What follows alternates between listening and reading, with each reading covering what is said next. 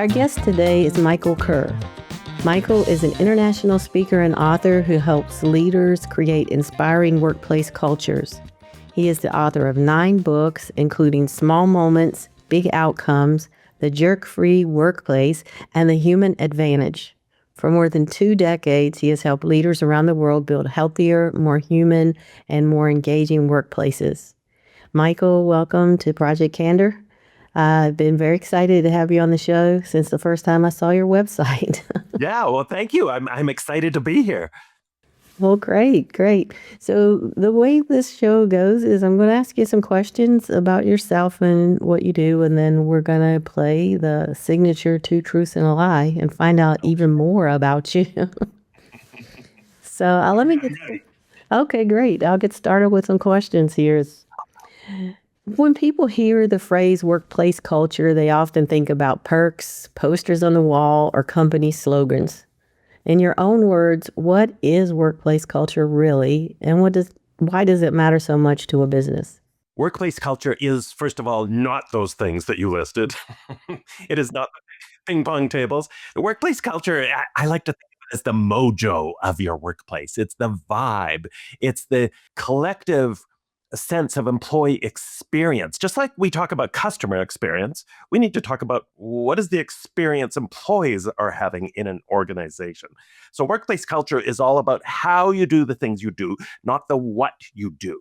It's the collective rituals and traditions and values and sense of purpose and how you communicate and traditions and all that stuff that make you you and different than any other workplace. And the reason why I talk about this, I dedicate my life to talking and writing about this, is because workplace culture is any organization's number one competitive advantage. It is the number one driver of success. It affects absolutely every aspect of your organization, regardless of what you do for a living.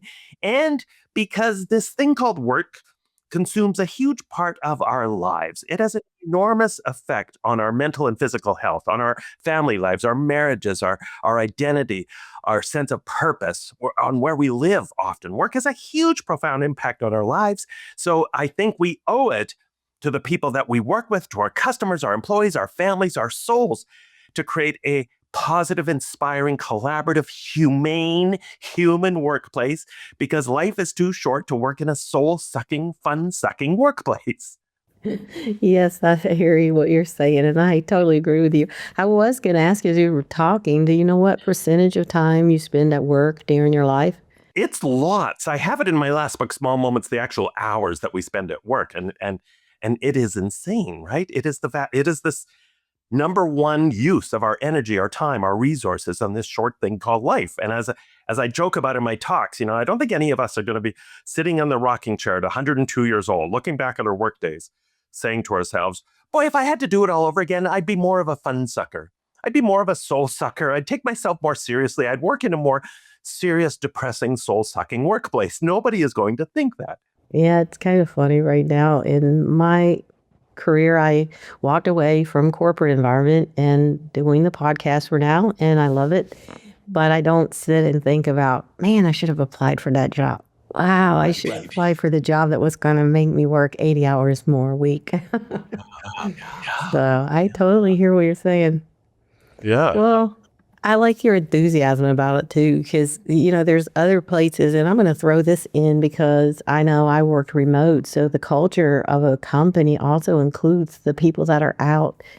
Like say my company main office would be in Charlotte, North Carolina, because that's a big banking hub. And then I'm sitting in Florida. So, working remote, that's a whole nother culture. I have to try to fit in, and then they have to fit me in because I'm dialing it in. Yeah, for sure. That's a new and big challenge for a lot of organizations, but it's still doable. I think it's just a matter of that organizations, leaders have to be extra uber intentional about thinking about how they connect with their employees who are working remotely, how they include them, how they give them that sense of belonging and psychological safety, how they make them feel like they're still part of the team. And I think this is really important. And we're seeing this right now. I know that in a lot of places in the world, they're even just starting this year, just starting recently, there's a lot of back to work mandating going on where employees are going back to the office or being asked to go back to the office, but there's still a lot of workplaces that have that mix of virtual and in-office workplace employees. And what's really important is to make sure you're not, and I don't think anyone does this intentionally, but I think inadvertently, a lot of organizations and leaders run the risk of treating their remote employees almost like second-class citizens. Like they don't have the same the same consideration that the folks who are working in the office that we see every day have. So you have to be very careful that you're being, as I said, extra intentional to make sure they feel included. Right, exactly. I don't think I ever felt that piece of it. They included me quite a bit. You can Yeah, see that's the good. amount of work that I had to do. Yeah, yeah. And I'm gonna throw another thing in here too that just came to Yeah, my mind. There's a new generation coming up, and they're not seeing the same kind of work environment that perhaps you and I have seen, where you right. kind of live in this one area and then everybody goes into the same building. That used to overwhelm me. I remember consulting at one company, and it was downtown Greensboro, North Carolina. Beautiful building. Not going to say the name, but I remember being there, and the big event happened, and they all went to the foyer. The building was built so that there was a stairway, but then each floor had a walkway around so you could see down into the foyer down Oh, at the nice. bottom. Yeah, It was a beautiful building, still standing. yeah. That's a great building. And they were celebrating a woman who had been there 52 years, and she Oh, was well. finally retiring. And I almost felt sick. I mean, I'm not sick for her. I'm happy for her, but I was sick of the thought of I had to go down that elevator every day and cross over to that parking garage every day for 52 years. I just had Oh. a moment. You saw your future flash before your eyes, and you thought, no, no, that can't be me. I think a lot of people have those moments. Yes, yes. I know. I don't think the new generation is going to have that because there is a mix of remote, and a lot of people do get to work, remotely. But yeah, then there's the problem the companies have, like you said, of reaching out and making sure those people still feel part of the company. Right. Well, anyway, Yeah. sorry for moving off that most of our topics, but No, no, no. That's totally relevant. That's totally relevant. I know, and the young generation too. We know from so much research, they're going to have so many different jobs compared to a lot of folks in our generation, right? Who, as you say, in some cases, stay with the same job, same company for 50 years. Well, those days I think are gone for the vast majority of people. right, right. My grandparents retired from RJ Reynolds, but now RJ Reynolds, it's still there, but gosh, that's Yeah. changed forms like a million times. And they keep giving property to Wake Forest University, which I love that because I used to go there. But still, I mean, it's to think that they went there. They even swam with the Reynolds family at the big mansion that they had. That Oh, was well, a yeah. really inclusive culture. You should study R.J. Reynolds, the philanthropy and everything. They're an amazing company. They were. I don't know what they're like now. That they were an amazing company. Made a lot of millionaires. If you look at that, what Jim Garner was in that movie, Bulls at the Gate or something. I can't remember the name of that movie. I should know it now. But it just came to my mind, so I don't remember. But anyway, when they sold out to Dole, and they made instant millionaires in Winston-Salem, lots of people that had been Oh, there for their 40, almost 50 years became instant millionaires with all their stock. But interesting company. You should look at them as a culture yeah. because their old culture was I great. will. Yeah, my grandma used to keep a scrapbook. It's really crazy of the CEO and everything that was in the newspaper. But she just loved him because he Oh, treated everybody with big respect, and yeah. she just loved it. But that's not of that anymore. It's not there. Well, that's a pretty good as call it green flag if you're keeping a scrapbook of your CEO. That's a sign that that's a pretty darn good leader. Well, it's a sign of a good leader. Maybe now people will call it a little bit of stalking, but man, she was really proud of him because of what they were doing and how he treated her and how he treated my grandfather. And it just was amazing. I mean, it's really amazing.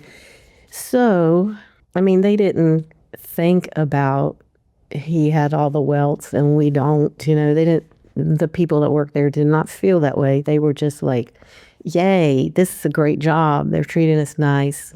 We love the company. We love going there. And when they retired, they got a good pension to live off of. So, but I don't think that happens now. No pensions. And then nobody feels that really camaraderie with a company like they did back in that time. And I will say, my husband's company is really good to him. So that's another company that I think is going to be amazing as they move forward. But I won't say their name either. But I watch what they do, and I'm just thinking, yeah, they're different. So I know I want to go back to some of your books. So in the book, Small Moments, Big Outcomes, you talk about leaders thinking of themselves as culture leaders. Hey, we kind of touched on that a bit. Oh, good. I like the book. What changes when leaders start seeing themselves through that lens? Yeah, I'll explain. Yeah, and that's one of the whole points of writing that book, Small Moments, Big Outcomes, is to encourage leaders to forevermore think of themselves as not just leaders, but culture leaders. And so what does that actually mean? What does that look like? And that circles back to the start of this conversation. They have to think of themselves as culture leaders because culture is your number one competitive advantage. It's your number one driver of happiness at work, of everything you can measure. And so to embrace this idea of being a culture leader means to look at everything you do through the lens of your culture and to consider the fact that, especially as a leader, you have a disproportionate impact on your culture. And everything you say and do either adds to your culture in some positive way or it subtracts from your culture in some negative way. So being intentional as a culture leader means hiring with your culture in mind, training with your culture in mind, talking about it relentlessly, keeping the message of your values and your culture and your purpose alive all the time. It means when you make decisions, and I think this is really important, when you make decisions, you consider your culture always. So yeah, this is how this decision might affect our customer service or our financial bottom line, but how does it impact also our culture? Does it reflect the desired culture that we want to create here? And will it help us build our desired culture? Yeah, you got me thinking of something else, though. People don't, you're talking culture of the company itself. Is that correct? And not so much Right. as like I've Yes. got to accommodate all the cultures of the world because they work here. And I think there's a mismatch there. Like, okay, I have my business culture. This is what I want to drive and strive for in my company. But then these other folks have personal cultures that disagree with what Right. I have. And how do you get through that? I don't. That's a difficult.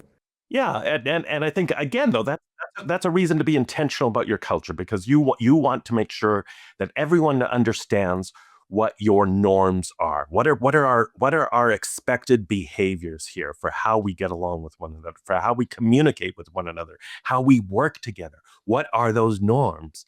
And we all have to be on the same playbook here when it comes to that, understanding what our values are. I was talking to a CEO just last week actually, and he talks about having a very culturally diverse workforce.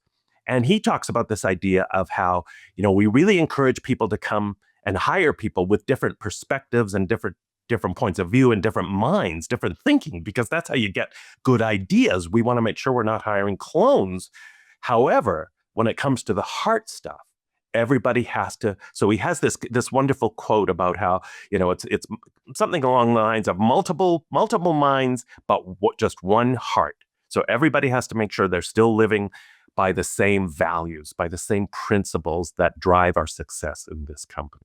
Yeah, that's excellent. It's an excellent point. I wish a lot of people would think more like that. Yeah. So you got a lot of work cut out for you. Yes, yes, so do I.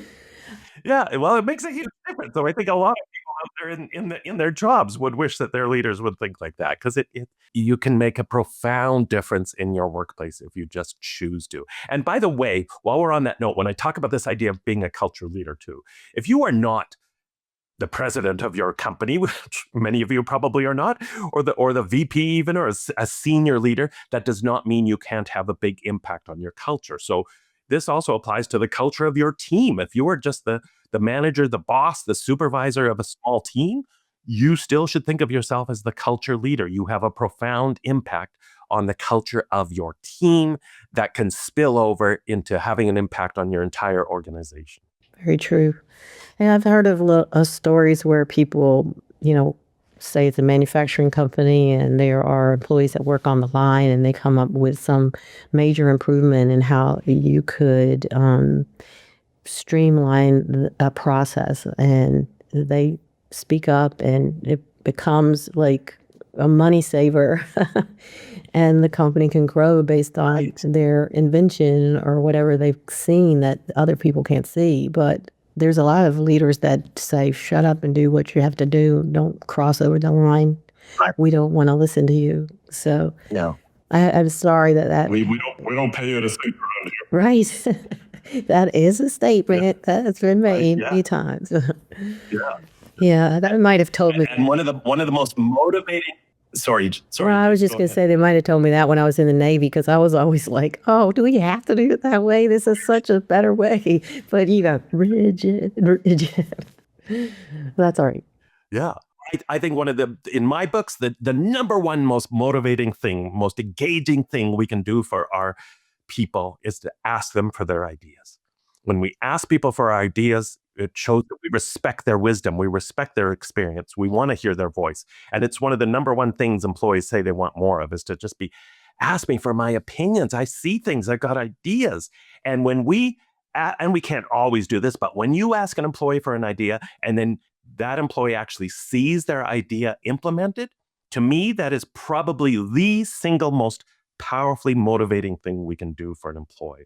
It shows that they actually can have an impact in their own work in your company, and that is hugely powerful to give them that sense of influence and control. It's the most inspiring thing we can do. Yeah, absolutely. And I want to go back on my Navy comment because it was rigid because you have to be, but there were captains and things that would listen to my ideas. So they just say, stay within these guardrails, stay within these guardrails. And as long as you do that, yeah, let's make the change. So I can't be negative about them. I love my experience. And Absolutely. they have a very strong culture too. But I feel like after all these years of being out of the Navy, I still feel like I'm in the Navy club. So I love it. So you emphasize that culture isn't built through big initiatives or grand gestures. We kind of talked about that, but through small everyday moments. Do you have an example of a small moment that created an outsized impact? Yeah, and when I talk about this idea of small moments, it is to stress the fact that it is often the little thing. And when I do surveys of what drives employees nuts about their workplace, so often it is just the small little things that we all have control over. You don't have to have special training. You don't have to get a master's degree in how to be nice and thoughtful and not be a jerk. It's the simple little things that make a difference. It's remembering to just be kind, to say please and thank you, to say good morning to people. Like literally, these are the small things that when we do them, they make a profound difference. When we don't do them, they have an irritant on our culture, on motivation and engagement. So I know a company, for example, a bank, where they just have this ritual where every single employee makes a point of going around and saying a proper intentional good morning to everyone else. Now, they don't get into a chat about the weather and the game last night, because then, there goes an hour with everybody catching up with each other.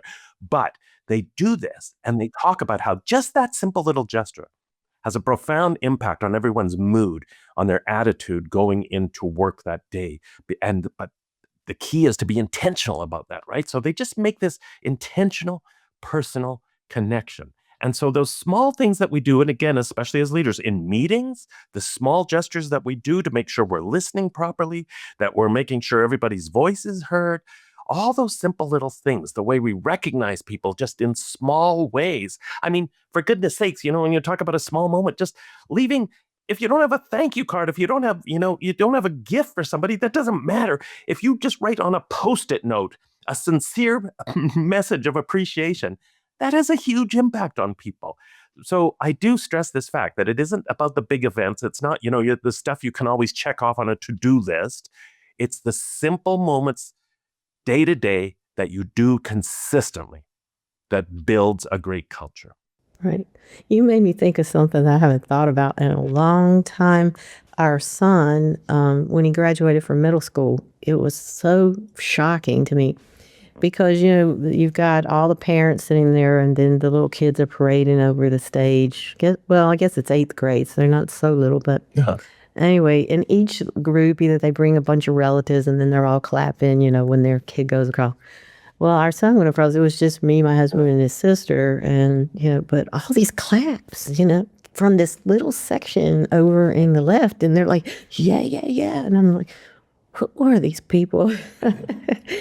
After the fact, I went and talked to them, and they said, "Oh, we're the cafeteria workers." They said, "Your son comes in every day and stands at the door with us because we greet people when they come into school." And he says, "How are you today? Did you sleep well?" I was floored. That's awesome. What a good story. What? I'm sorry. Yeah. Oh, what a cool story. That's awesome. Yeah, I never even told him to Yeah. do that. I mean, it was just one of these mom like cry moments, and I'm almost feeling that way. But yeah, Yeah. I mean, I was just taken back. I was just like, "Are you serious?" That he didn't say, "Go, yeah." Every day he wonders about how we are, wants to shake our hand, but then stand with us and then greet the other people as they come. Like, oh my gosh. Yeah. And I mean, I barely got him through school, That's but fabulous. What a heart. he's a sweet, Yeah. sweet person. So. Yeah. Okay, Sounds like then it. Yeah. let me ask some more stuff. You talk and write a lot about the role of humor at work. Sometimes many leaders still feel hesitant about that. Yeah, I don't know why. Why do you believe humor is so critical, and what does healthy, effective humor actually look like in the workplace?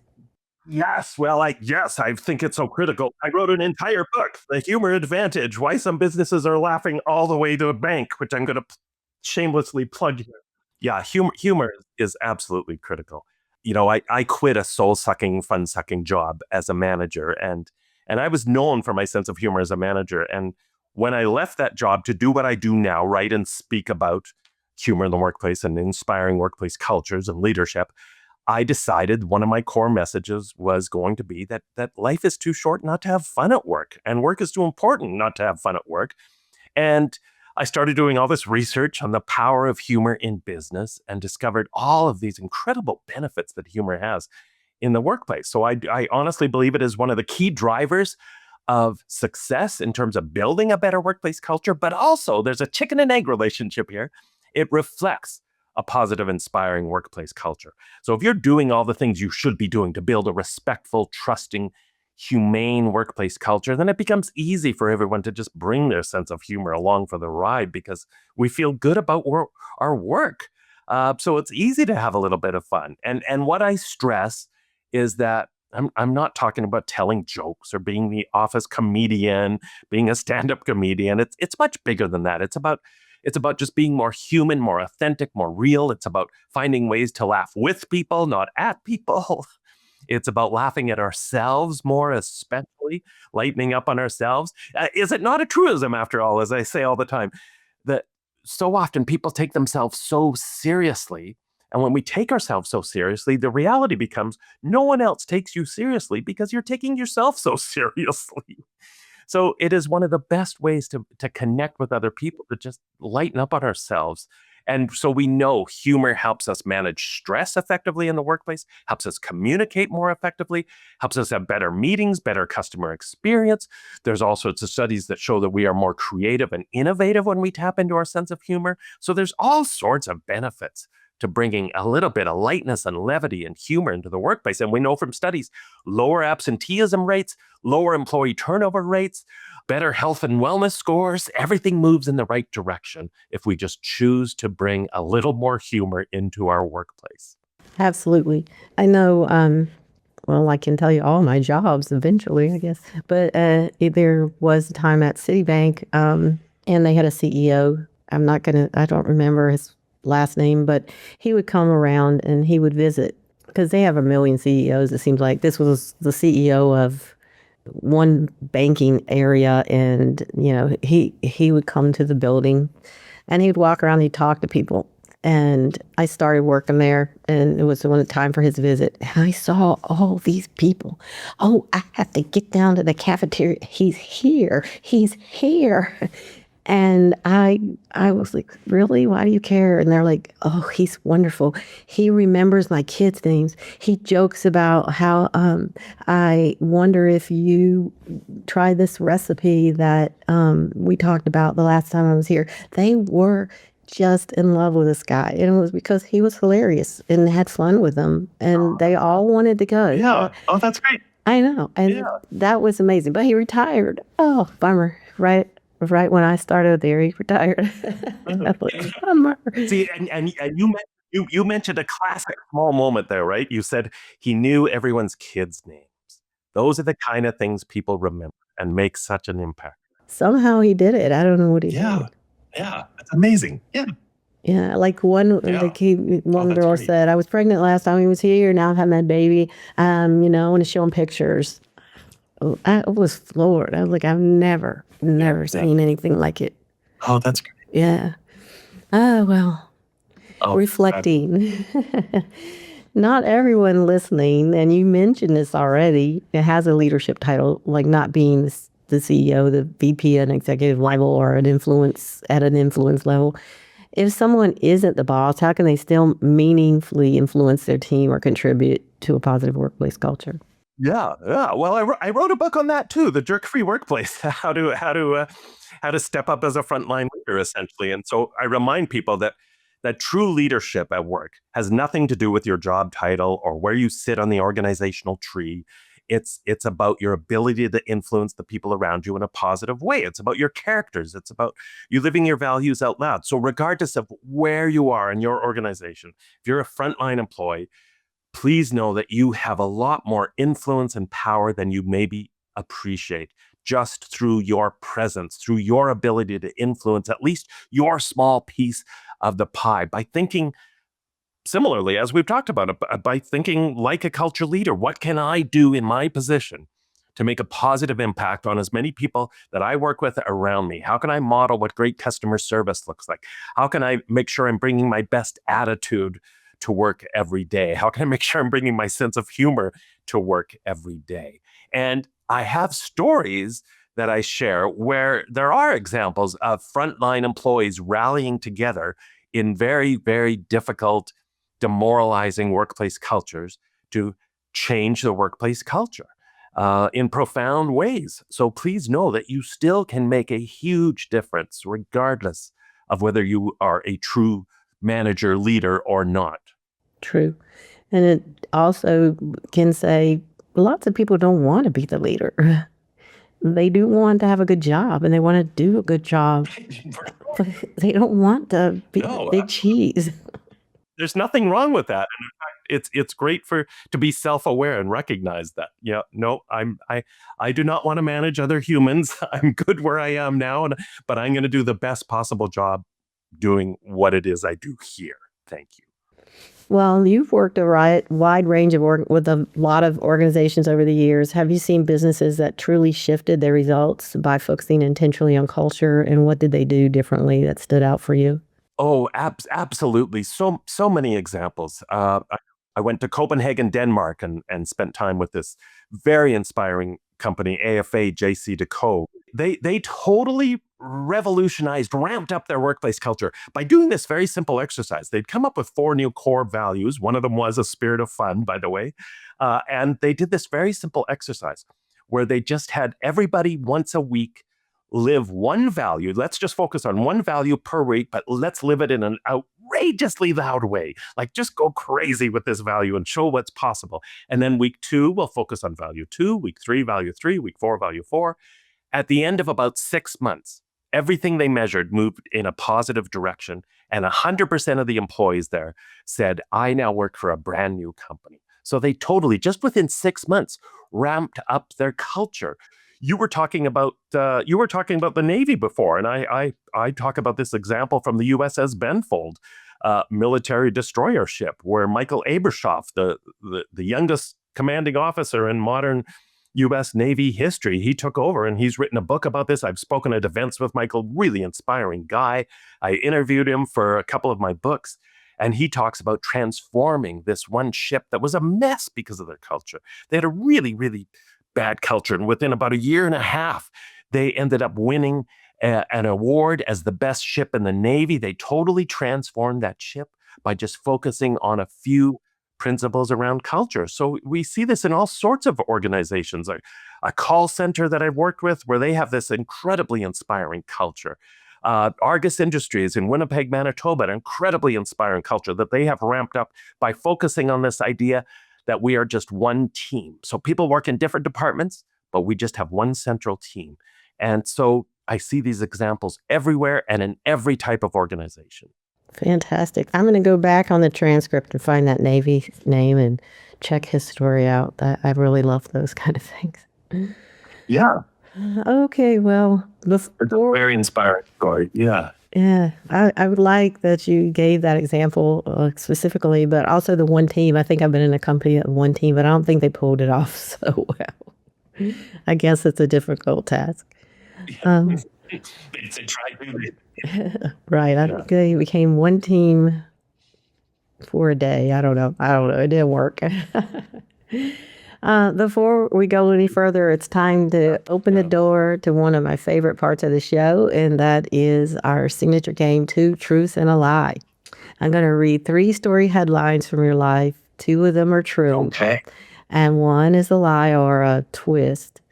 It depends. So I'm going to share my screen now. This episode is sponsored by Rebel 180, the home of brave pivots and fresh starts. Rebel 180 is all about helping you rediscover what's possible when you stop settling and start listening to that little tug inside that says, life can be different.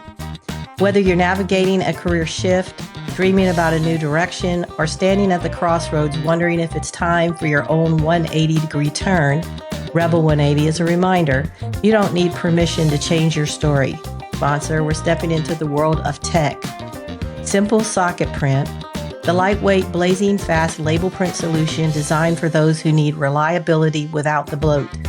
With version 1.5, you get instant printing in milliseconds, fully maintained print sequence, and automatic base 64 decoding, all without needing print driver installs.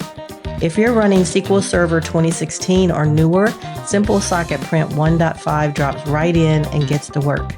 Keep your workflow simple. Keep your label printing fast with Simple Socket Print. Thank you to our sponsors. So, Michael, here's your 3 headlines. Let's see. Your 3 stories are: Michael was once chased by a mob of Beaver Scouts while dressed in a giant beaver costume. Number 2, during a helicopter flight, Michael was suspended below the helicopter as it flew through the air.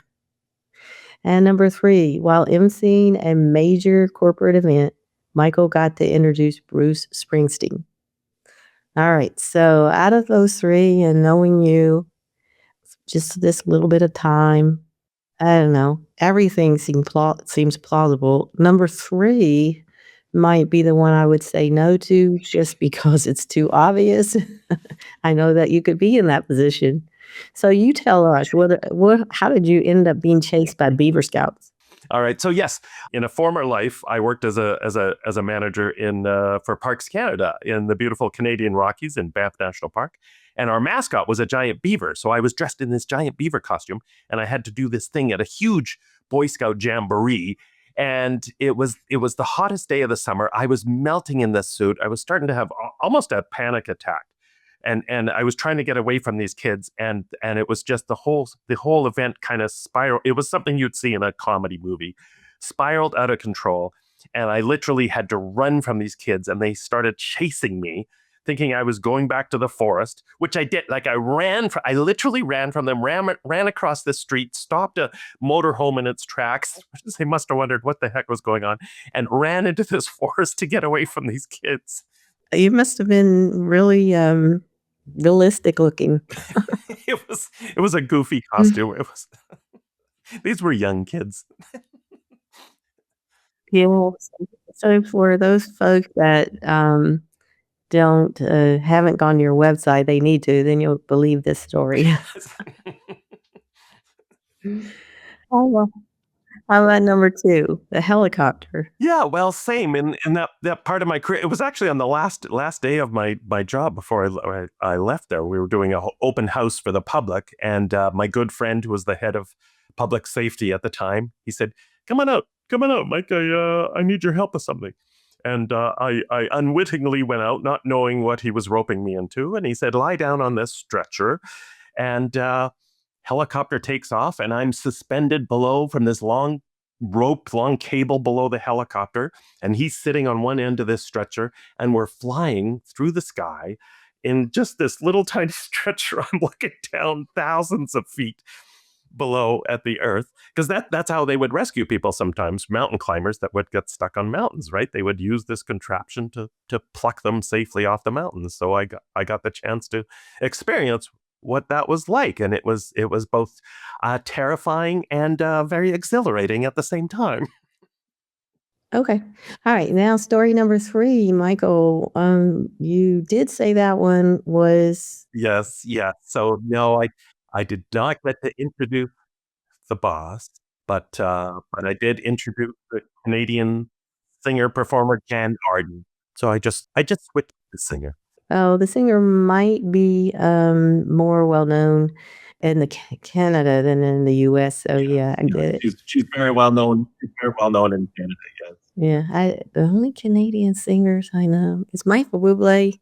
No. Michael, he's Canadian. Yep. Yeah, and that great opera singer that he sings with sometimes. I think he's from Canada. Or is David Foster from Canada? You got a David lot of Foster from Canada. Oh, yeah. yeah, you got a lot of musicians up there. I know Anne Murray way back in the day. Anne Murray, yeah. Yeah. That's going way back now. I know. Well, I go way back. So do I. Time machine. It never stopped. Well, hey, Michael, you've been a fantastic guest, and sorry for the technical difficulties we had. We're going to recover those. It happened. Yep. But you've given a lot of food for thought here, and I know that we'll enjoy hearing what you have to say. So normally I would have a sheet that would say how they could get in touch with you, but since we're having technical difficulties, I'm not going to try that again. But please tell them how to contact you. What's the best way? Yeah, you can reach me through my website, www.mikekerr.com. Great. And your quote again, I want you to say that one more time because I actually texted it to my friend yesterday and said, I think you need to hear this. And she goes, yes, I did. Life is too short to work in a soul-sucking, fun-sucking workplace. Yes, that one. That one exactly. And you said if they go to your website and subscribe to your newsletter, they'll be able to get a free PDF. Right. Yes. Yeah. I do it. A weekly inspiring workplaces newsletter that has rave fans that talk about all this stuff, and it's fun and lots of humor in it. And you will get a free ebook called 401 Ways to Create a More Inspiring, Fun, Rocking Workplace. Thank you so much. It's been a pleasure.